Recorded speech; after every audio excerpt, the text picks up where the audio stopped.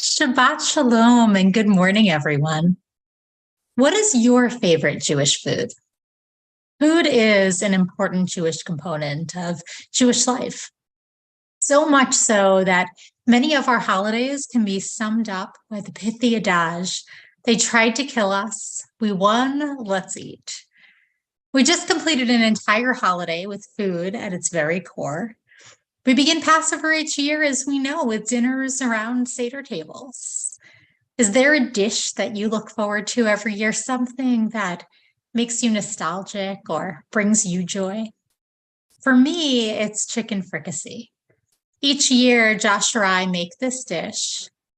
We do so with a recipe that's been handed down through Josh's family. When I eat it or when I cook it, I feel connected to Josh's grandmother, who I loved so much.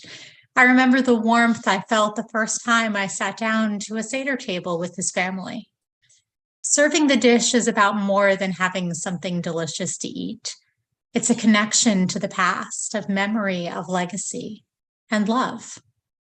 It's not surprising then that this week's Torah portion, right after Passover, also focuses on food. It begins to distinguish between animals that are clean and unclean, that are kosher and unkosher.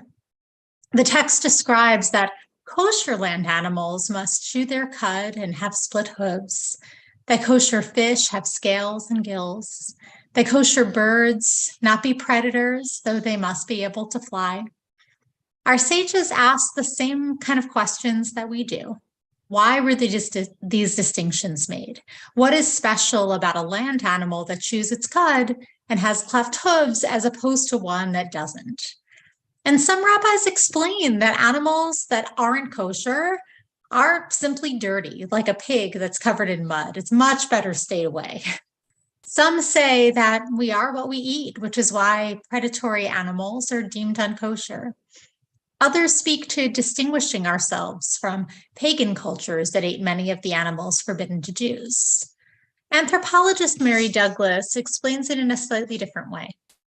She explains that kashrut is a means of providing order to an otherwise messy world. Animals were only kosher if they fit neatly into a category, such as a fish with both fins and scales.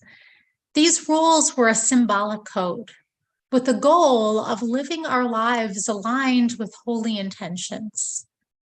Whatever the reason, kashrut evolved to be a central component of Jewish life.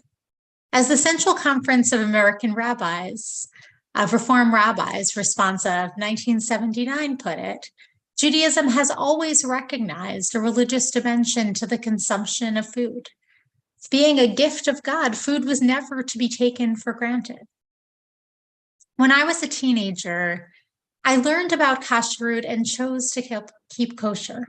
I didn't grow up in a religious home, but I found kashrut to be quite alluring. It would limit the options of a food I could eat, certainly, but I had a feeling that it would offer me so much more. I loved the feeling of being connected to generations past by following the religious dietary rules that they followed long ago. It required an ethical discipline, so I could only eat animals that were killed in some of the most humane ways. Keeping kosher meant I needed to think more about the food that I was consuming. I needed to know if an animal chewed its cud. I needed to know whether a fish had scales and fins if it was on the menu. Considering my meal choices gave me an extra opportunity to appreciate my role as just one creature in this miraculous world. It filled and continues to fill my meals with more gratitude, humility, and sanctity. Kashrut is, of course, not the only way to do that. Whenever we make a choice to buy sustainable, fair trade, organic, healthy, or vegetarian food, to name just a few examples, we too are welcoming an opportunity to bring more mindfulness and sanctity to our meals. Kashrut reminds us that we need not wait for Passover or another major Jewish holiday to enjoy the holiness of the food that we consume. The possibility to do so is present 3 times a day at every single meal. Shabbat Shalom.